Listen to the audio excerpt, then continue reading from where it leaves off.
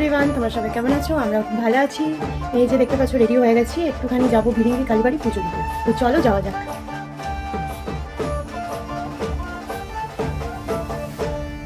তুমি নাকি গিরিরাজের মাইয়া গো মা, তুমি নাকি গিরিরাজের মাইয়া, তুমি নাকি গিরিরাজের মাইয়া গো মা, তুমি নাকি গিরিরাজের মাইয়া। মত্ত তাণ্ডব করে অসুর কাটে সাইরে সাইরে, মত্ত তাণ্ডব করে,